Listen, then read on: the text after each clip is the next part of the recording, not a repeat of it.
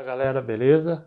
Aqui é o professor Luiz e hoje nós vamos dar continuidade aí ao nosso estudo, nossas aulas que vem estudando aí os Jogos Olímpicos, certo? Hoje nós vamos tratar de dois temas muito importantes, que são os valores olímpicos e a participação da mulher no universo olímpico, certo? São dois temas muito importantes e que às vezes passam meio despercebidos aí durante os jogos, principalmente por conta da euforia da competição e tal, certo? Então vamos estudar um pouco esses dois temas aí. Vamos lá.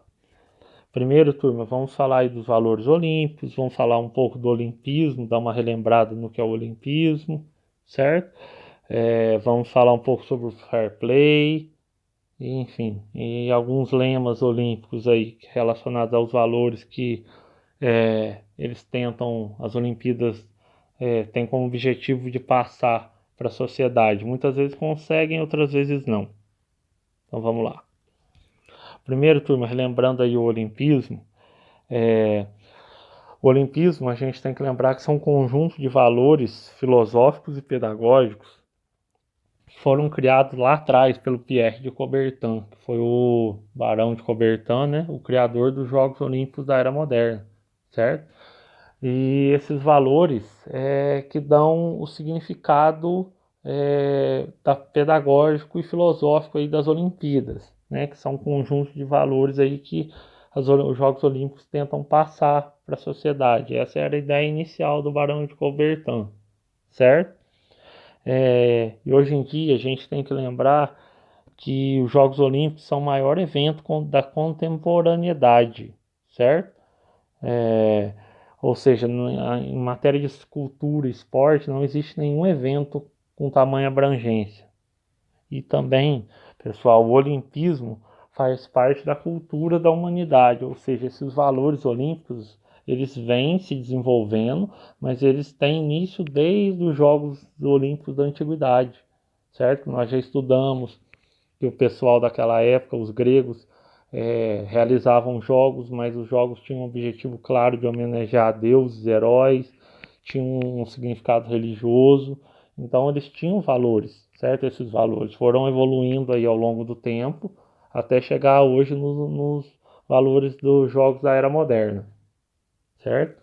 E esses valores, pessoal, dos Jogos Olímpicos da era moderna, que as Olimpíadas tentam passar para a sociedade, certo? Quer dizer a questão do respeito, certo? O respeito a si mesmo, ao seu corpo e ao outro, certo?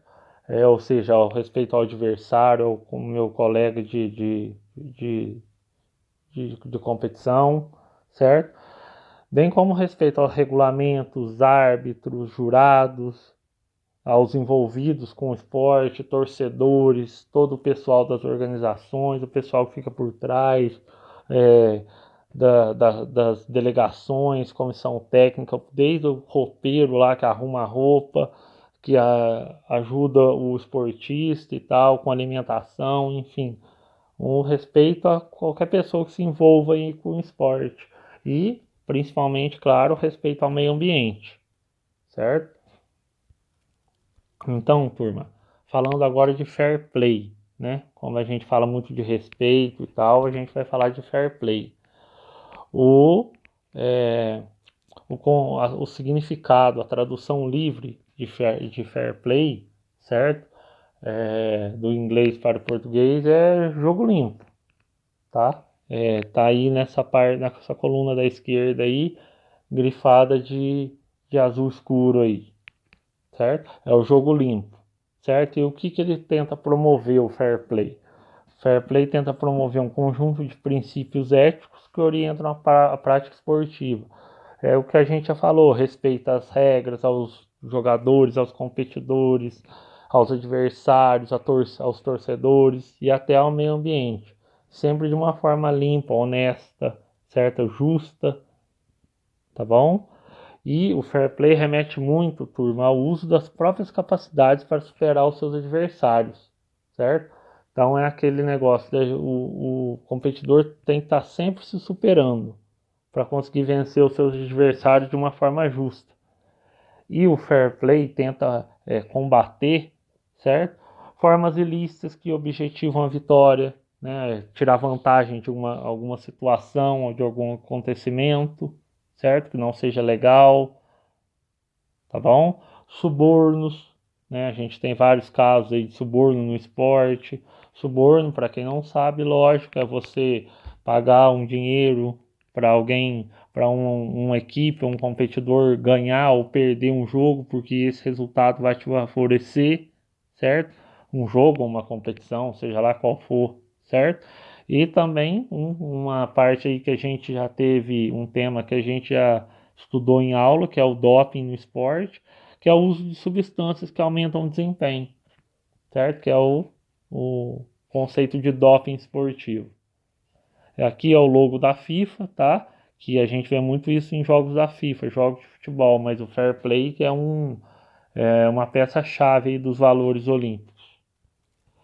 Então, turma, nós temos aí um lema olímpico, certo? Sítios altos e fortes, certo? Esse tema, em latim, essas três palavras querem dizer mais alto, mais forte, mais rápido, certo?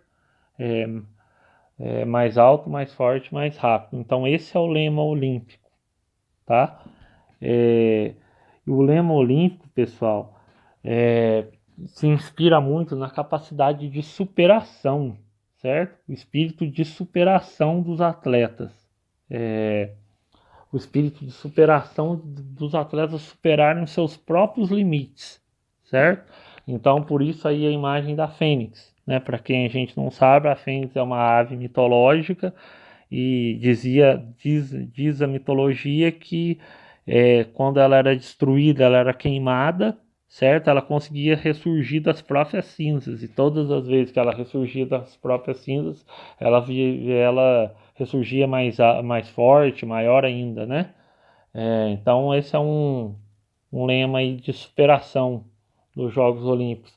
E também, é lógico, pessoal, a fraternidade e a amizade como forma de busca da paz e igualdade entre os povos, certo? Então essa é a ideia principal do Pierre de Coubertin, né, que foi o grande criador das Olimpíadas, unir os povos através do esporte. Muitas vezes conseguiu e algumas vezes, infelizmente, isso é deixado de lado é, por alguns objetivos obscuros, né? Pelo excesso de competitividade. As pessoas querem, muitas vezes dirigentes, presidentes de países, querem usar o esporte como uma forma de dominação, de demonstrar poder pro resto do mundo. E se esquecem dos verdadeiros valores aí dos Jogos Olímpicos. Então, turma, essa parte aqui termina, né? Com essa mensagem do Pierre de Coubertin que a gente sempre ouve falar quando, principalmente quem gosta de esporte, pratica algum, é o que a gente sempre ouve falar, né? O importante não é ganhar, mas participar, certo? É importante, a ideia dele sempre foi quando ele criou as Olimpíadas, lá em 1896, certo?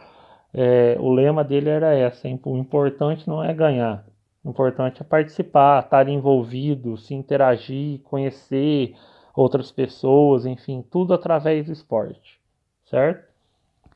Então agora, pessoal, nós vamos falar do segundo tema da nossa aula, que é a participação da mulher no universo esportivo, tá bom? Então vamos lá, galera.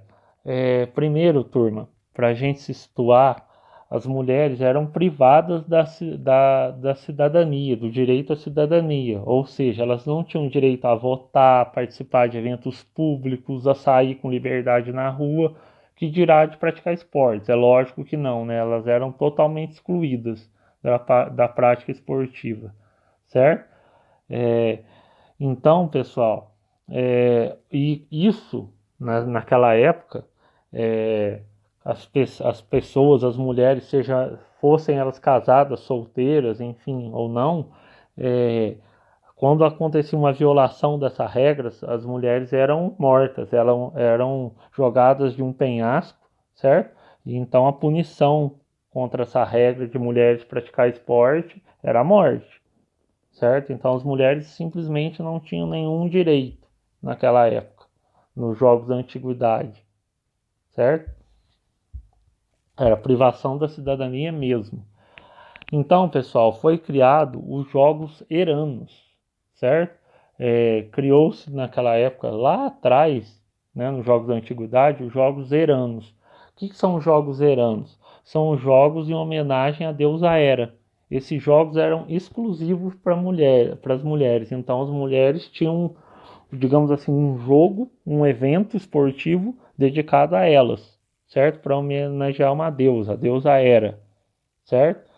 E esse jogo, na verdade, esse evento não era nem um jogo nem nada, era um evento simples. Ele consistia em uma corrida de 162 metros, em que os competidores corriam descalças e às vezes até nuas, né? Para provar que eram mulheres realmente que estavam participando. E a premiação para vencedores desses jogos, pessoal, olha que interessante. A premiação era uma coroa de oliveiras, que era considerado na época uma medalha, né? E uma porção de carne de vaca, que era sacrificado em homenagem a Deus. É até cômico e curioso, mas essa era a premiação para a vencedora dos Jogos Eranos, certo? Então, turma, como as mulheres eram privadas dos direitos e tal, não havia nenhuma possibilidade de igualdade, certo? Começaram a ter, principalmente depois na parte da era moderna dos jogos, principalmente eventos que vieram da Europa, certo? Começaram a ter luta por direitos mesmo das mulheres, movimentos feministas vindos da Europa que pregavam a igualdade de participação das mulheres nesses jogos, nas Olimpíadas, certo? Porque antigamente, pessoal, eles criavam a frase, o efeito, né? Que os jogos, esportes praticados por mulheres eram feios, né? Era indecente e era impróprio. Então, quando uma mulher praticava esporte, ela recebia esses rótulos de feio, de ser indecente, de ser impróprio, certo? Então, pessoal, nos Jogos de 1900, 4 anos depois da primeira Olimpíada, aconteceu a primeira participação feminina das Olimpíadas da Era Moderna, certo? Graças a essa luta por direitos aí, feministas. Nesse evento, pessoal, 11 mulheres disputaram golfe e tênis. Por que golfe e tênis? Porque apesar da resistência, como o pessoal Pierre de Coubertin viu que não conseguiria parar esse evento, barrar a participação feminina, eles criaram o golfe e o tênis, né? Liberaram o golfe e o tênis para elas participarem, porque eram esportes considerados mais belos, enfim, com menos impacto, menos violência por conta da mulher ainda ser considerada frágil naquela época para praticar esporte. Turma, uma curiosidade aqui muito importante. A nadadora Maria Lenk foi a primeira brasileira a participar dos Jogos Olímpicos. Isso aconteceu só em 1932, nas Olimpíadas de Los Angeles, certo? Então ela foi a primeira brasileira e a primeira latino-americana a participar de uma Olimpíada, tá? Hoje em dia a gente tem um troféu Maria Lenk de natação lá no Rio de Janeiro, tem um complexo aquático Maria Lenk, certo? Tudo em homenagem a ela, essa expoente aí da, da participação feminina em Jogos Olímpicos aqui da, da região americana, aqui do continente americano, certo? Turma, aqui é uma pergunta, certo? Que muitas vezes, às vezes a gente se faz até hoje, mas hoje muito menos, né? Muito por conta da luta e da superação dessas mulheres, mas é o que acontecia alguns poucos anos atrás.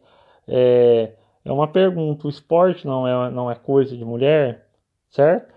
A gente tem que em 1965 a Confederação Nacional de Desporto, pessoal, proibiu a prática de mulheres de fazer qualquer tipo de esporte de luta, de futebol de salão, que se tornou futsal, de futebol de praia, de polo, de halterofilismo, né, que é os exercícios de força aí, de fazer musculação e tal, levantamento de peso, e do beisebol, certo? Então esses esportes foram proibidos em 1965 já, hein, para mulheres no Brasil, certo? Então em aulas de educação física escolar, em clubes, enfim, as mulheres simplesmente eram proibidas de praticar esporte. O que caiu de praticar esse tipo de esporte, o que caiu totalmente por terra, né, pessoal? Esse conceito que esporte não é coisa de mulher. Hoje em dia a gente sabe que, ao contrário, as mulheres têm, dependendo do esporte, têm muito mais performance, conseguem atingir um nível até mais alto que muitos homens, né? Vendo aí na imagem, a gente tem aí a nossa rainha Marta, né? Jogadora de futebol, certo? Feminino. E ela tem simplesmente 6 bolas de ouro como melhor jogadora do mundo, certo? E do lado aí a Rainha Marta também considerada a maior jogadora de futebol feminino da história, certo? Isso já é provado, tá? É um ícone. A Marta é o Pelé do futebol feminino, certo? Sem sombra de dúvidas. É, e do lado aí, pessoal, essa ginasta é a Nadia Comaneci, é uma romena, e nos Jogos de Montreal, em 1976, essa ginasta conseguiu a primeira nota 10 da ginástica, certo? Ou seja, nunca ninguém tinha conseguido e até hoje ninguém nunca mais conseguiu as notas que essa ginástica obteve nesses jogos. Ela conseguiu 6 medalhas de ouro, certo? Ela conseguiu, se eu não me engano, tirar 6 vezes nota 10, certo? Nas apresentações dela. E até hoje é considerada a maior ginasta da história. Nós estamos em 2021 e ela competiu em 1976, certo? Então já fazem mais de 50 anos. E os feitos dela não chegaram nem perto de ser atingidos. Então, turma, terminando essa parte aí, aqui como uma mensagem final para todos e todas, é que o esporte é para todos, certo? O esporte é para todos, seja ele qual for, futebol, handebol, vôlei, basquete, atletismo, ginástica, natação, enfim. É, seja ele qual for, o esporte é para todos, para homens, para mulheres, para, enfim, pessoas que têm algum tipo de deficiência. Aí a gente fala aí de atletas paralímpicos.